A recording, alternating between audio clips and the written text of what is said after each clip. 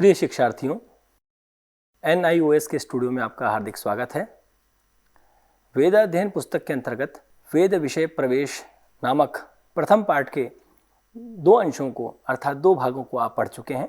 अब हम तृतीय भाग के विषय में जानेंगे और विस्तार से समझेंगे। वेद का प्रसंग चल रहा है तो यह आवश्यक है कि वेद का लक्षण आचार्यों ने क्या किया है, इसलिए हम क्रमशः अन्य आचार्यों के द्वारा प्रदत्त लक्षणों को जानेंगे। आपस्तंभ नाम के आचार्य ने कहा है मंत्र ब्राह्मणयोर वेद नामधेयम, अर्थात मंत्रात्मक शब्द राशि और ब्राह्मणात्मक शब्द राशि इन दोनों को वेद कहा जाता है। सायणाचार्य जी ने कहा है कि मंत्र ब्राह्मणात्मक शब्द राशि वेद, मंत्र और ब्राह्मण से युक्त जो शब्द राशि है उसे वेद कहा जाता है। लगभग इन्होंने आपस्तंभ के ही भावों को ग्रहण किया है। मंत्रो मननात् इस प्रकार का वाक्य वचन निरुक्त में देखने को मिलता है कि जो मनन करने से प्राप्त हुए उन्हें मंत्र कहा जाता है, या चिंतन करने की अवस्था में ध्यान करते हुए जो प्राप्त हुए, इसीलिए कहा मंत्रो मननात्। यस्मात् कर्म तदुपकरण देवतादेह ज्ञानम भवति स मंत्रः। अब मंत्र क्या है इसे स्पष्ट किया कि जिसके माध्यम से क्या किया जाना है, किसके माध्यम से किया जाना है, वस्तुतः उस कार्य का देवता कौन है, इन समस्त विषयों का जिससे ज्ञान हो उसे हम मंत्र कहते हैं। और मंत्रों का एक और वैशिष्ट्य यहाँ समझाया गया कि येषाम मननेन आपदः त्राणम आपनोति मनुष्यः ते मंत्राः, अर्थात जिनके चिंतन से, जिनके उच्चारण से, जिनके मनन से समस्याओं से ग्रस्त मनुष्य अथवा आपदा से ग्रस्त मनुष्य रक्षा के लिए जब प्रार्थना करता है और जिनका प्रयोग करता है, ऐसे मंत्र कहे जाते हैं। अब हम ये जानेंगे कि वस्तुतः ये जो जिन हम वेदों की चर्चा हम कर रहे हैं, और हमने जाना कि मंत्रात्मक शब्द राशि और ब्राह्मणात्मक शब्द राशि वेद है, तो मंत्रात्मक शब्द राशि जिसे संहिता के नाम से भी जाना जाता है, ये संहिताएं कितनी प्रकार की होती हैं और उनके क्या क्या नाम हैं। प्रमुख रूप से 4 प्रकार की संहिताएं होती हैं: ऋक् संहिता, यजुः संहिता, साम संहिता और अथर्व संहिता। पुराकाल में कृष्णद्वैपायन व्यास जी ने वेद का विभाग किया। क्रमशः उन्होंने अपने 4 शिष्यों को एक एक वेद को दिया और कहा कि अब आप इसका प्रचार प्रसार करें। ऐसी आवश्यकता क्यों पड़ी? तो पारस्कर गृहसूत्र में एक वचन आता है, द्वादश वा प्रतिवेदम, अर्थात 12 वर्ष एक वेद के अध्ययन करने के लिए निर्धारित थे। अब एक वेद का अध्ययन से तात्पर्य हो गया वेद के एक अंश का, एक शैली विशेष का। तो इस प्रकार से संपूर्ण वेदाध्ययन करने के लिए 48 वर्ष अपेक्षित हैं और वेदाध्ययन करने से पूर्व उपनीत होना आवश्यक है। इस प्रकार से यदि हम समझें कि सामान्य बालक 8 वर्ष की अवस्था में उसका उपनयन होता है, क्योंकि वचन है अष्टवर्षम ब्राह्मणम उपनयेत गर्भाष्टमेवा, तो 8 वर्ष की अवस्था में जब बच्चा वेद पढ़ने जाएगा तो क्रमशः वो चारों वेदों का अर्थात चारों शैलियों का जब वो अध्ययन करेगा तो 56 वर्ष की अवस्था में उसका अध्ययन पूरा होगा। कृष्णद्वैपायन व्यास जी ने जब ये देखा कि अब कलिकाल समीप में है और मनुष्य का आयुष्य घटता जा रहा है, तो ये संभव नहीं है कि वह 48 वर्ष तक अध्ययन कर पाए। इसलिए उन्हें भगवान की प्रेरणा हुई और उन्होंने वेद को 4 अन्य अलग अलग शिष्यों को दिया और उनसे कहा कि अब तुम इस अंश विशेष का प्रचार प्रसार करो, जिसके कारण ये 4 वेद हमें देखने में आते हैं। अब हम इनके विविध लक्षणों को जानेंगे कि चारों वेदों का क्या वैशिष्ट्य है अथवा क्या लक्षण है। ऋग्वेद को ऋग्वेद कहने के पीछे कारण क्या है? इसमें पूर्व पद है ऋक्, तो ऋक् किसे कहते हैं? तो कहा ऋच्यते स्तूयते ययासा ऋक्, अर्थात जिसके माध्यम से स्तुति की जाती है, अर्थात ऐसे मंत्रों का समूह जिनमें देवताओं की स्तुति की गई है, ऐसे मंत्रों को ऋक् कहा जाता है। अब स्तुति में क्या होता है? स्तुति में हम क्या कहेंगे?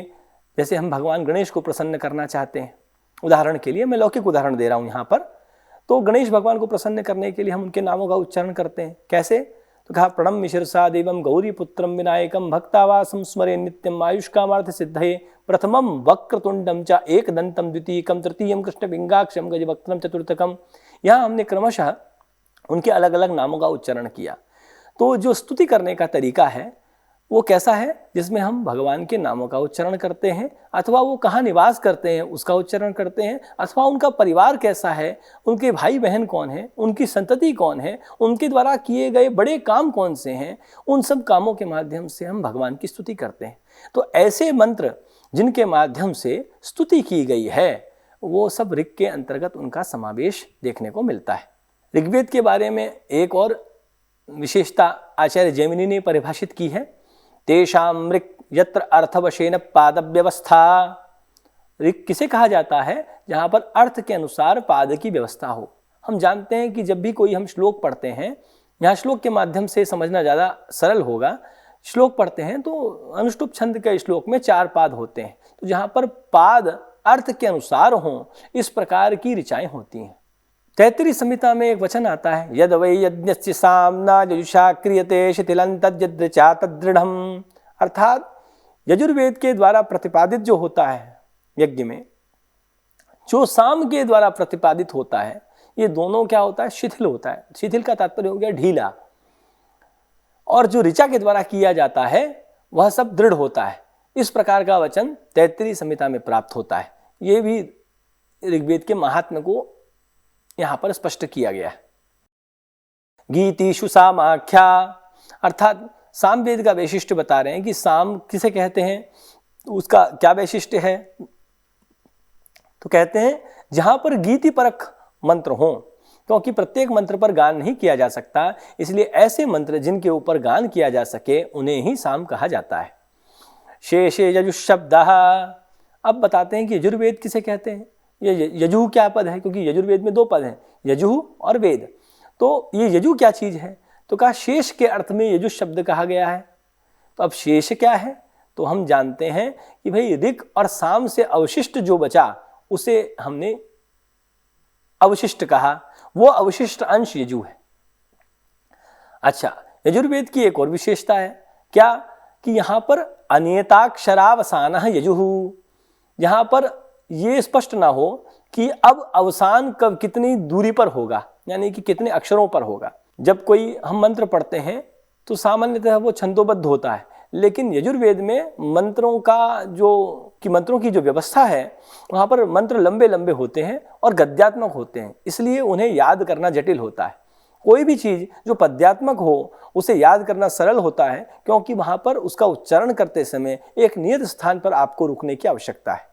लेकिन यजुर्वेद में जो मंत्र होते हैं उनमें अक्षरों की संख्या नियत नहीं होती है, स्पष्ट नहीं होती कि इतने ही अक्षर पर रुकना है, इसलिए अनियताक्षरावसान कहा गया। और गद्यात्मक होने के लिए कहा गया क्योंकि वहां पर गद्यात्मक देखने को मिलता है, गद्य के जैसे पढ़ते हैं, इसलिए गद्यात्मकाः मंत्राः अत्र दृश्यन्ते। गद्यात्मक मंत्र यहाँ पर देखने को मिलते हैं। अथर्ववेद में इन तीनों चीजों से भिन्न कुछ नई शैली देखने में नहीं आती है, इसलिए यहाँ पर उसके विषय में अतिरिक्त कुछ नहीं कहा गया है। अब हमने यजुर्वेद की चर्चा की थी ऋग्वेद के पश्चात, तो यजुर्वेद का वैशिष्ट्य है कि यजुर्वेद 2 प्रकार का है, एक कृष्ण यजुर्वेद, एक शुक्ल यजुर्वेद। अब ये कृष्ण यजुर्वेद और शुक्ल यजुर्वेद करके 2 भेद, ऐसे 2 भेद किसी भी वेद के देखने में नहीं आए। शाखा का भेद अलग है और वेद का भेद अलग है। तो यजुर्वेद और कृष्ण यजुर्वेद और शुक्ल यजुर्वेद ऐसा क्यों हुआ, इसके पीछे एक कथानक है जिसे हमें जानना जरूरी है। वैशंपायन नाम के जो आचार्य थे, उनके शिष्य थे याज्ञवल्क्य। एक बार कोई घटना हुई और उन्हें ब्रह्म हत्या का दोष लग गया। वैशंपायन अपने गुरुकुल में आए और उन्होंने याज्ञवल्क्य को कहा कि भाई सभी शिष्यों को बुलाओ और कुछ ऐसा करें कि मेरे को ब्रह्म हत्या के इस पाप से तपश्चर्या करके मुक्ति मिल जाए। ऐसी स्थिति होने पर याज्ञवल्क्य ने कहा कि किसी और को बुलाने की क्या जरूरत है, उसके लिए तो मैं अकेला ही पर्याप्त हूं। ऐसा सुनकर के गुरुजी को क्रोध आ गया। गुरुजी को क्रोध आ गया कि भाई कितना अहंकार से युक्त है, मैं यहाँ सामूहिक रूप से चर्चा कर रहा हूं और ये जो छात्र है ये अकेले ही श्रेय लेना चाहता है, निश्चित रूप से इसीलिए ऐसा कर रहा है। यद्यपि याज्ञवल्क्य के मन में कोई पाप नहीं था, तथापि उन गुरुजी को इस प्रकार की प्रतीति होने के कारण गुरुजी जब क्रोध से युक्त हो गए तो उन्होंने याज्ञवल्क्य ऋषि से कहा कि तुम मेरे द्वारा दी गई समस्त विद्या मुझे लौटा दो। याज्ञवल्क्य बहुत अच्छे शिष्य थे। उन्होंने योग विद्या के माध्यम से जो पठित ज्ञान था, अधीत अंश का वहाँ पर वमन कर दिया, अर्थात उल्टी कर दी। तो जो अधीत अंश की उन्होंने उल्टी की, उसे वैशंपायन ने अपने अन्य छात्रों को कहा कि तुम तीतर बन जाओ और तीतर बन के इस सब अधीत अंश का जो है भक्षण कर लो, जिससे ये जो है ये निरुपयोगी न हो जाए, ये व्यर्थ न चला जाए। तो अधीत अंश जो जिसका वमन याज्ञवल्क्य के द्वारा किया गया था, उसे सब शिष्यों ने ग्रहण कर लिया। तो इसलिए जब याज्ञवल्क्य के पास से वेद का ज्ञान चला गया तो उन्होंने भगवान सूर्य की आराधना की, और भगवान सूर्य की आराधना करने के परिणाम से भगवान जब प्रसन्न हुए तो उन्होंने चलते रथ पर याज्ञवल्क्य ऋषि को वेद का ज्ञान प्रदान किया। इसलिए शुक्ल और कृष्ण क्या भेद है? तो कृष्ण यजुर्वेद वो वेद हुआ जो कि वैशंपायन के द्वारा प्रदत्त था, और शुक्ल यजुर्वेद वह हुआ जो कि भगवान सूर्य के द्वारा याज्ञवल्क्य को दिया गया। इस प्रकार से यजुर्वेद का जो दो प्रकार का विभाग है, यह जानना आवश्यक था। अब हम प्रमुख शाखाओं के बारे में जानेंगे कि यजुर्वेद की अथवा ऋग्वेद की, सामवेद की और अथर्ववेद की पहले बहुत सारी शाखाएं हुआ करती थी, जिनका आजकल लोप हो गया है। तो ऋग्वेद की 21 शाखाएं पहले प्रचलन में थीं, जिनका आज लोप हो गया है। अब नाम मात्र की 2-3 शाखा देखने में मिलती है। इसी प्रकार से यजुर्वेद की भी शताधिक शाखाएं थीं, जो कि आजकल लुप्त हो गई हैं, और अब 2-3-4 शाखाएं देखने में प्राप्त होती हैं। सामवेद की 1000 शाखाएं होती थी, जिनमें से 2 या 3 शाखाएं ही वर्तमान में हमें दृष्टिगोचर होती हैं। इसी प्रकार से अथर्ववेद की भी 9 शाखाएं प्राप्त थीं, लेकिन उन शाखाओं का भी लोप हो जाने के कारण हमारे पास में 1 या 2 प्रकार की ही शाखा बची है। अब ये जो समस्त वेद राशि है, जिसे सुन करके छात्रों ने याद किया और अपने छात्रों को पढ़ाया, ये हमारे पास यथार्थ रूप में कैसे विद्यमान है, आज तक इसके पीछे रहस्य क्या था? तो उसके पीछे रहस्य ये था कि जब वेदाध्ययन कराया जाता था, तो वेदाध्ययन कराते समय अष्टविकृति पाठ सिखाए जाते थे। अष्टविकृति पाठ सिखाने के कारण जब कभी कोई संदेह उत्पन्न होता, तो अष्टविकृति पाठ याद होने के कारण जब उन पाठों को पुनः स्मरण करते, तो पुनः पूर्व अवस्था वाला मंत्र प्राप्त हो जाता था। निश्चित रूप से ऐसा विज्ञान होने के कारण, ऐसा स्मृति का विज्ञान होने के कारण आज वेद राशि हमारे पास उसी रूप में व्याप्त है जैसी ऋषियों के द्वारा दी गई थी। तो अष्टविकृति पाठों में क्रमशः हम एक एक पाठ का नाम और उनके वैशिष्ट्य के बारे में हम जानेंगे। सर्वप्रथम हम जानते हैं जटा पाठ के बारे में। यहाँ पर 2 पदों को अनुक्रम और संक्रम रीति से संधि करते हुए बिना अवसान के पढ़ा जाता है। दूसरा है माला। यहाँ पर क्रमशः समस्त मंत्रों के पदों का उच्चारण किया जाता है, जिसमें आधारभूत तत्व क्रम पाठ रहता है। माला जैसा कि शब्द से अभिप्रेत है, हमने माला का जो स्वरूप लोक में देखा है, वैसा ही स्वरूप मंत्रों के उच्चारण से बन जाता है। तीसरा है शिखा। जैसे जटा पाठ होता है, उसी का अनुवर्तन इसमें देखने को मिलता है। यहाँ बीच बीच में तीसरे, छठे और 9वें चरण में 3-3 पदों का प्रयोग किया जाता है। चतुर्थ पाठ है रेखा पाठ। कहीं कहीं पर क्रम पाठ के अनुसार, कहीं कहीं पर क्रम को व्युत्क्रम करके अर्थात उल्टा करके, कहीं कहीं पर 2 पदों के मध्य में अथवा 3 पदों के मध्य में एकत्र पाठ किया जाता है। यह विधि रेखा पाठ कहलाती है। ध्वज पाठ, जैसा कि नाम से स्पष्ट है कि ध्वज जैसा लहराता रहता है, ठीक उसी प्रकार से यहाँ पर प्रथम से लेकर क्रम पाठ के प्रक्रिया के अनुसार 6 पदों का उच्चारण करके फिर पुनः इसका उल्टा व्युत्क्रमेण उन्हीं पदों का पुनः उच्चारण करके 6 पदों का उच्चारण व्युत्क्रम रीति से करते हुए इस प्रकार से 6 पदों का उच्चारण किया जाता है।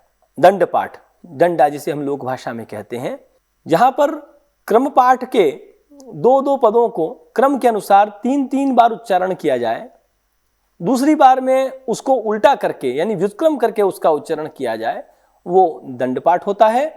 और रथ पाठ में क्रम पाठ के अनुसार जैसा क्रम पाठ हम करते हैं, क्रम पाठ के विपरीत क्रम को जहाँ पर अवलंबन में प्रयोग किया जाए, अवलंबन किया जाए, आधारभूत ग्रहण किया जाए, वह रथ पाठ होता है। घन पाठ जहाँ पर अनुलोम क्रम के अनुसार और विलोम क्रम के अनुसार पदों की एक बार से अधिक आवृत्ति की जाए, उसे घन पाठ कहते हैं। ये हमने संक्षेप में हमने 8 अष्टविकृति पाठों के मूल तत्व को जाना। संहिता पाठ को ही निर्भुज पाठ भी कहते हैं और अन्य जो विकृति पाठ हैं उनको प्रतृण इस प्रकार से कहा जाता है। वस्तुतः इनके लिए एक संज्ञा और प्रयोग में ली जाती है, प्रकृति पाठ और विकृति पाठ, जिसमें प्रकृति पाठ 3 प्रकार के होते हैं, संहिता, पद, क्रम, और शिष्ट जो बचे अवशिष्ट जितने भी पाठ हैं वो सब विकृति पाठ है। तो ये प्रकृति पाठ जिसे हम संहिता पाठ कहते हैं, प्रकृति पाठ के अंतर्गत दूसरा आ जाता है पद पाठ और तीसरा होता है क्रम पाठ। तो ये विशेष ध्यातव्य विषय है। संहिता के विषय में हम सबसे पहले जानते हैं, सायणाचार्य जी ने संहिता के विषय में कहा है कि मंत्र ब्राह्मणात्मक शब्द राशिर वेदः मंत्र संहिता भागो पर्यायौ। कहा कि यहाँ जो हम सायणाचार्य जी का जो वचन है कि मंत्र ब्राह्मणात्मक शब्द राशि जो है उसे हम वेद कहते हैं, इसमें जो हम सबसे पहला पद है मंत्र, वो मंत्र जहाँ पर संकलित होती है, मंत्र का जहाँ संकलन प्राप्त होता है, ऐसे मंत्र संहिता वाले भाग को हम संहिता कहते हैं, जहाँ पर मंत्रों का संकलन देखने को मिलता है। सन्निकर्षेण धारयति इति सम्यक् धृताः मंत्राः यस्याम् इति वा विग्रहे संपूर्वकात् दुधाय धारण पोषणयोः इति धातोः तब प्रत्यय स्त्रियां टापि च निष्पद्यते। जहाँ पर अच्छी प्रकार से 2 पदों को संधि करके पढ़ा जाए और वहाँ पर उन संधि के परिणाम से प्राप्त होने वाली जो शब्द राशि है उसका उच्चारण किया जाए, उसे हम संहिता कहते हैं। ये जो संहिता पद है ये बना कैसे है? कहा सम उपसर्ग पूर्वक दुधाय धातु से बना है, जो कि धारण और पोषण के अर्थ में है। यहाँ पर तय प्रत्यय किया गया है और स्त्री के अर्थ में टाप प्रत्यय करने से ये संहिता पद निष्पन्न हुआ है।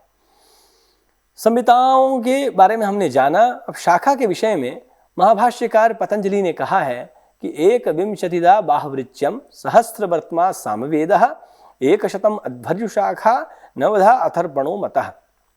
इस प्रकार से हमने इस श्लोक के माध्यम से शाखाओं के विषय में जाना, जिसको हमने पूर्व में बताया था।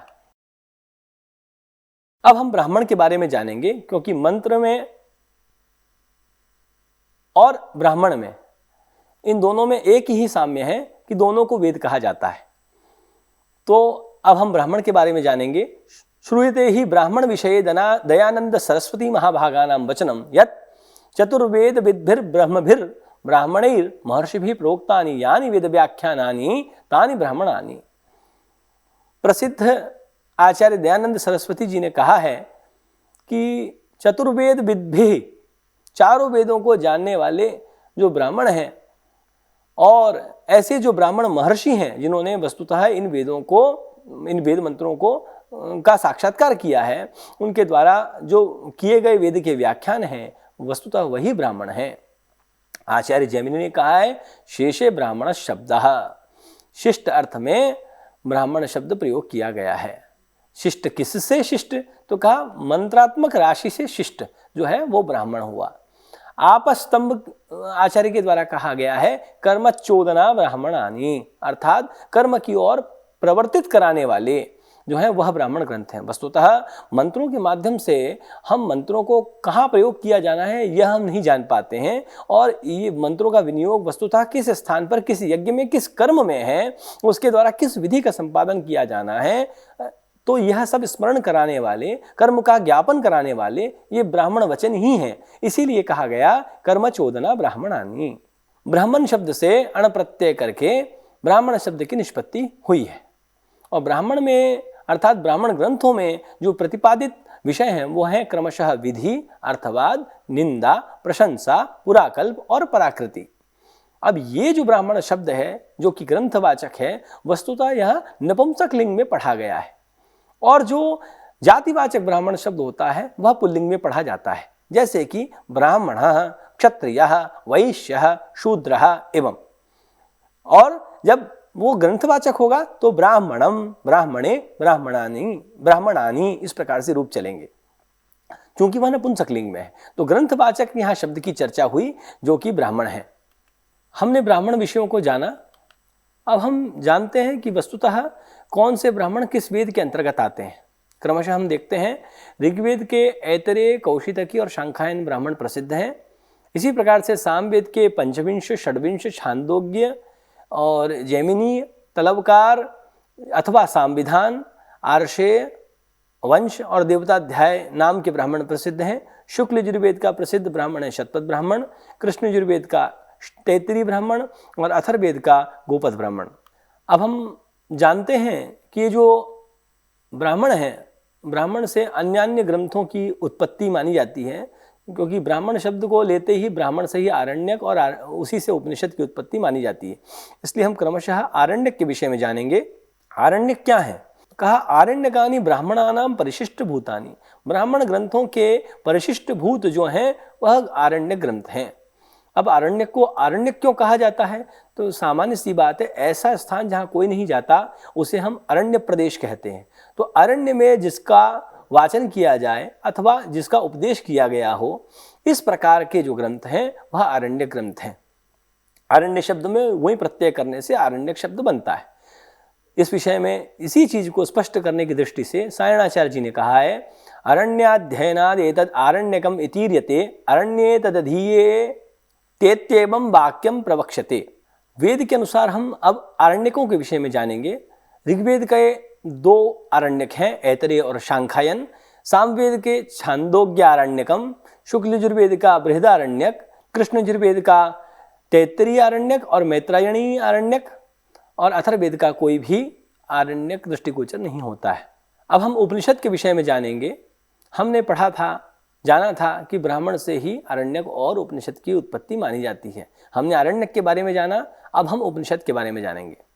उपसर्ग के साथ में, उप के साथ में, नी के संयोग के साथ में विशरण और गति, अवसादन, इन अर्थों में णिच के पश्चात किप प्रत्यय करने से उपनिषद शब्द की उत्पत्ति मानी जाती है। उपनिषद को ब्रह्म विद्या भी कहा जाता है। उपनिषद को वेदांत भी कहा जाता है, क्योंकि इसे वेद का अंतिम भाग माना जाता है। और अंत शब्द के 2 प्रकार के अर्थ हमने सुने हैं परंपरा में, क्रमशः वो है सार भाग और किसी चीज का अंतिम भाग। आचार्य शंकर ने उपनिषद के भाष्यों में लिखा है, जिससे ये स्पष्ट होता है कि प्रमुख कौन कौन से जिनके ऊपर इन्होंने भाष्य लिखे हैं शंकराचार्य जी ने।